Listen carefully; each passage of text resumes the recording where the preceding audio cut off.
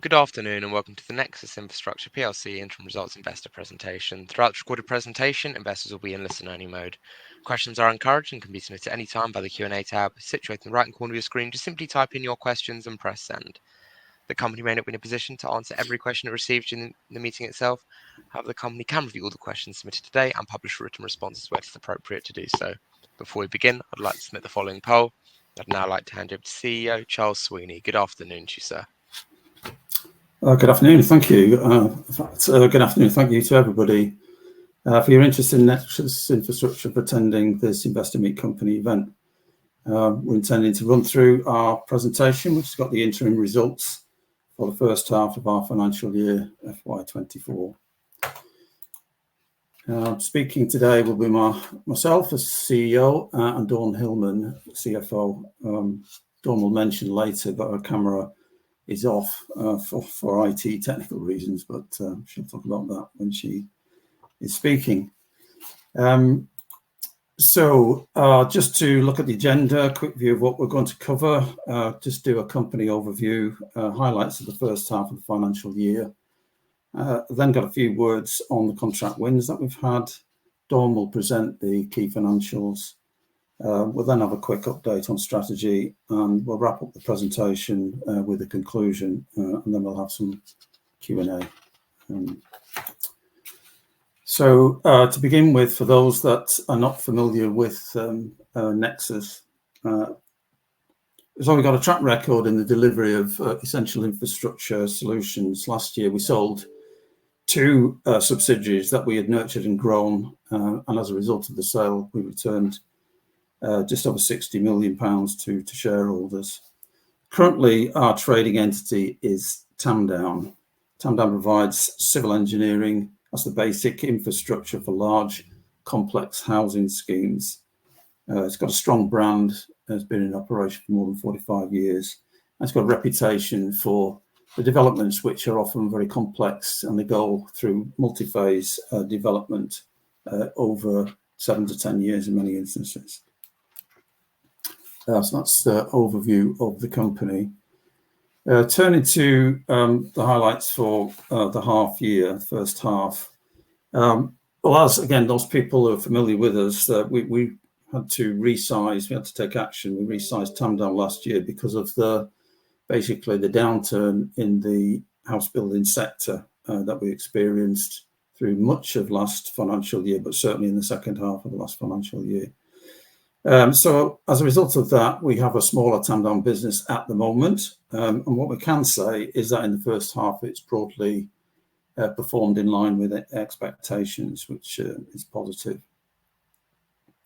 As I mentioned, I think I mentioned that we picked up new contracts, eight new project awards. I'll turn to that in a little bit more detail shortly. As a result of those contract awards, the order book has increased. Over the course of the 6 months, it was down to 46 million at the end of the last financial year. We built it up to 57 by the time we got to the end of January, and it's pleasing to see that the order book is at 72 as at the end of the half year. Also on the matter of operational discipline, which is one of the 3 pillars of our strategy, so operational discipline, management of costs. Also the introduction of some innovation and new processes that have been brought in, and as a result of that, the gross margin has improved quite significantly in the first half at 13.5% from 11.3% in the first half of last year. So that also is very pleasing to see. The market is still tough. We are seeing signs of an upturn, but it's still early days, and so I think we've used the term cautious optimism in the way we see things. We certainly have a lot more activity in the market and more inquiries, and as we just talked about, we've seen more work coming in, so it's pleasing, but I think it's fair to say it's still early days. So strategy is broadly on plan, and we'll talk about the strategy as part of this presentation in a few slides later in this deck. Finally, we should say is the board has declared an interim dividend of 1p per share, and that will be paid on the 28th of June. And again, Dawn may touch on that in a little bit more detail later on. So with regards to contract awards, so there's 8 new contract awards. They're either next phases of the multi-phase development that we are often talking about. However, it is important for us to say that even when it is a multi-phase development, at each phase, we do have to competitively bid those. But as long as we're performing well and we're meeting the client's expectations, then we surely have to be in a strong position. But we do competitively bid those. So selection of these have fit into that category. It's also the case that some of these awards are the initial enabling start phases of new multi-phase developments, which again is gives us a good feeling for the future, looking into next year and beyond. So some initial fresh project starts in there as well. I'd have to say, in amongst the group, there is one which is a single standoff complete, quite a large site, but it will just be one phase in amongst that grouping there. There's a good spread of names. You see the top names that you might expect for us to be working with. So once again, good to report that. So on key financials, I'll turn to Dawn. She'll cover those. Good afternoon. Apologies that my camera is off. I have a few internet connection issues and don't want to compromise the audio. So the revenue for the first half of the year was 25.8 million and in line with what the board expected to achieve. We're pleased to see that the gross profit margin at 13.5% has increased following the cost management measures and operating improvements which we undertook in 2023. The business is now right-sized for the current market conditions. Operating improvements have been implemented, which include focusing on where technology can assist and ensuring that processes that have had duplications in them have been removed. Administrative expenses have also reduced due to the cost cuts and the review of external service providers we undertook in NEXUS last year. Our cash balance sheet remains in a positive position with cash in excess of 9 million. The movement in our cash balance since the half year 2023 includes the impact of Ilkley Homes going into administration. In the first 6 months of 2024, there was working capital outflow of 4.7 million in the period. This was due to new project awards and the initial costs involved in setting up on site. The cash impact of the actions we took to streamline the business in the latter part of 23. The typical H1 movements that we expect to see in trade creditors and trade receivables in H1, and the tighter market conditions that have seen clients reacting accordingly when looking at their own cash position. We invested in our own plant and machinery, part of the operational improvements, but we were able to do this by using the funds that we raised through selling our own machines that we previously owned. Lease payments on hired machines also reduced in line with the reduction of machines on our sites as part of our cost management programme. In summary, the board is pleased to see that the financial position of the business is as expected. The gross margin has increased to 13.5%. The order book has increased to 72 million, and we've got a cash balance which remains over £9 million. And we remain committed to paying an ordinary dividend, which we have declared of 1 pence per share, which will be paid at the end of June. Charles will now speak about the strategy. Thanks, Dawn.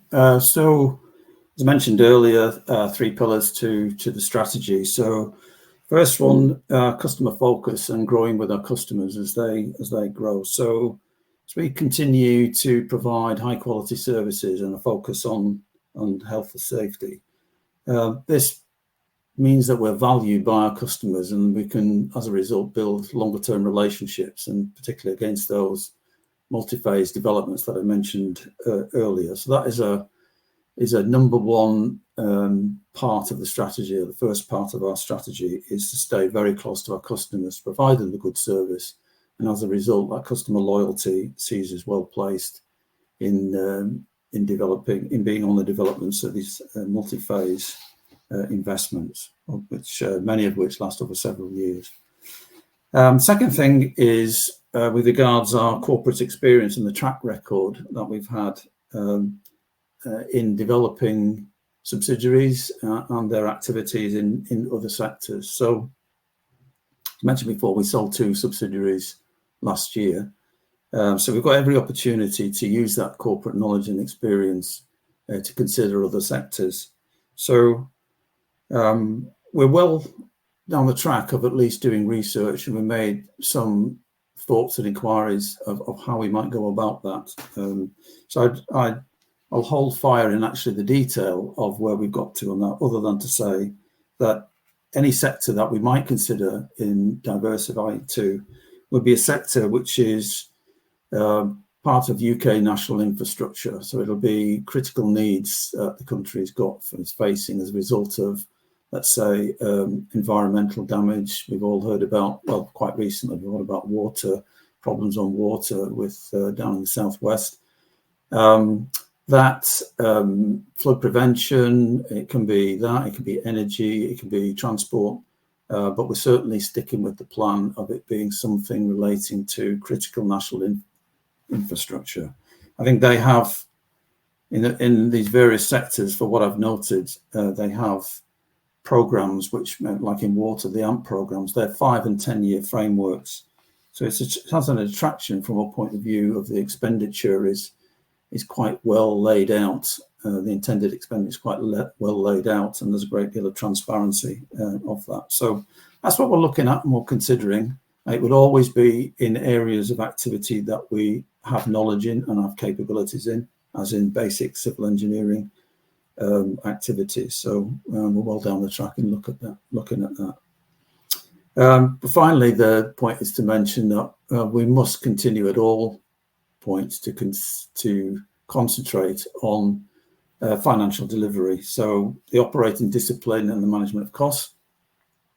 But also, as Dawn mentioned, we're also looking at innovation and the application of technology to reduce basically bureaucracy and inefficiencies that come with handling data in different formats when it could all be within one system. So I'm quite encouraged by the progress that we've made in this part of the strategy so far. So turning to conclusion, then as I said before, it still is a challenging market, although we have seen some improvements. We're hopeful that the progress that we've made so far will continue. I'm actually thinking that the real pickup in the house building sector may not be until 2025, but between now and then, we will continue to see an improvement in market activity. And so we're kind of measured in our view of how things are in the market overall. The operational discipline that I mentioned is really coming through, and we're actually seeing the benefits of that and improvement in the gross margins. I think with the balance sheet and the growing order book and the activities that we've carried out so far to improve productivity, I think we've got some strong foundations and are positioned very well for the future as a result. Now I think we're over to Q&A. Perfect. Charles, Dawn, thank you very much for your presentation. Ladies and gentlemen, please do continue to submit your questions just by using the Q&A tab, which is situated in the top right corner of your screen. We have received a number of questions throughout today's presentation. And what I wanted to do was start off with the first one here, which reads as follows. Given the strong balance sheet and the continuous decline in share price, have you considered buying back shares of the company in the open market? Well, I would say, first of all, the boards, we regularly consider best use of resources, in the interest of the company and for the shareholders. I think we've shown working capital demands for Down, particularly as it returns to growth. So I think to summarise the point is we're always thinking what's the best use of cash. But with regards to the point, how that might affect share price, I think the share price responded quite well yesterday, which is a positive recognition of what we're doing. And I think we would expect that from a shareholder point of view, the share price should improve further as we continue to grow the business. Perfect. And maybe just following on from that, is Nexus expanding its client base geographically within England?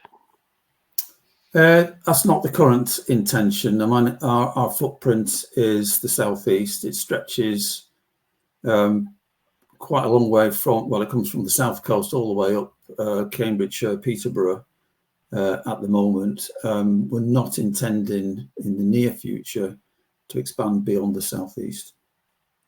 Perfect. Thank you very much, Charles. Turning to the next question. Does Nexus pitch for local authority infrastructure projects? No. Whether that's, that's a good point, and perhaps something for us to take away and to consider. But that's not currently in our plan. We don't. So, but I'll take that away. As we've considered it in the past and chosen not to. But we could take a look at that again. But we don't currently. Thank you very much. Why did you terminate your credit facility with the bank? I think given the cash balance that we have in the business, we don't actually consider that something that's necessary. These things come with a significant cost attached, and we don't think paying for a credit facility that we don't use is a appropriate use of cash at the moment. Perfect. And maybe to follow on from that, net cash has fallen by 5 million in the 6 months to March. Where did it go? As we mentioned in the presentation, there was the cash impact of the cost cuts in 2023 and the cash requirements of the new site starting. Plus, there's the typical working capital movements that we tend to see in the first half of the year anyway. Perfect. Thank you very much, Dawn. Will the company communicate more often with the market via RNS to attract more retail shareholders? I'd certainly be happy to have more communications with shareholders. But I think the useful thing would be if it's the case that you can provide feedback on this IMC event. Include everybody. In fact, whoever is listening, if you can spare the time, is to provide some feedback, and we'll take that away as to how to increase our communications. Perfect. Thank you very much, Charles. The recently released April PMI signalled a setback for house building activity with PMI at 47.6. This seems at odds with the quite impressive order book growth Nexus is experiencing. How should we think about this? Is this TAM down increasing market share, or is it UK regional differences, or is it an activity timing issue, or something else? Well, I think the market, it's always a hard one to call. I mean, I think we need to use a variety of different sources to come to conclusions. Because if you look at the main developers, you could see different views being expressed about their sales rates per outlet per week.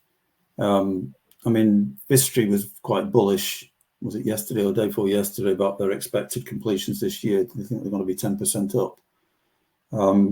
I think you can also look at mortgage application rates, which have ticked up as well, and everybody is second guessing as to what the Bank of England will do with the base rates and when that will happen, whether it'll be June or September time. So I think it's just important. You just have to take a spread of information, and PMI is one of them, and one of the very important things to look at. But I don't think it is the sole guide for how the market is performing.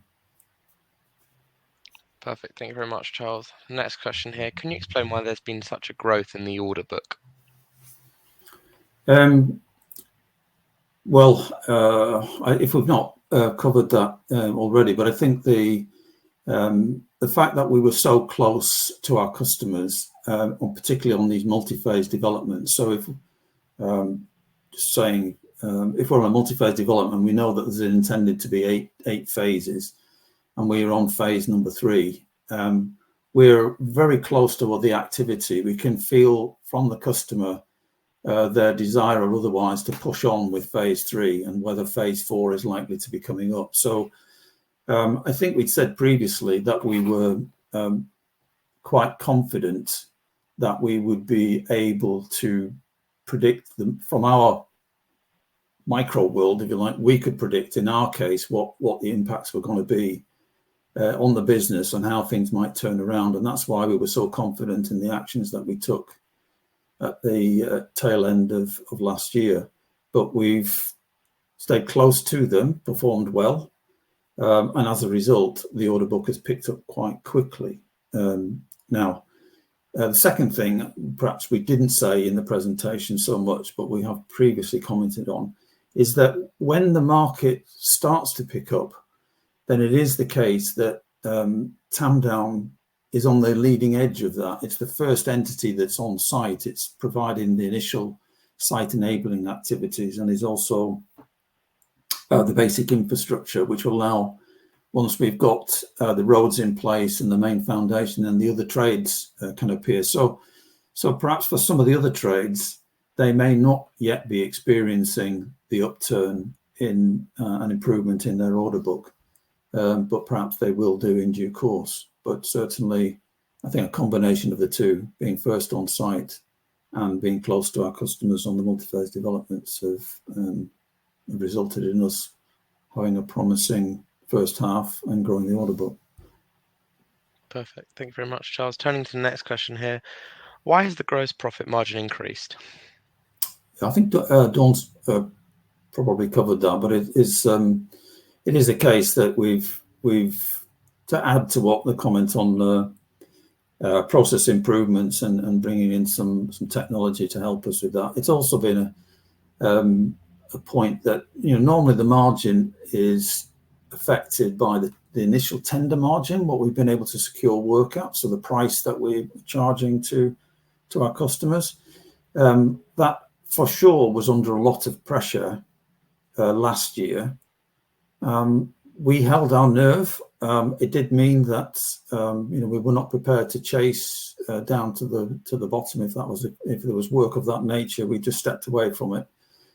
So we've maintained the value, let's say, with our customers. So that's one side of it. The other side of it would be the cost inflation, which would be impacting our margin from below, if you like.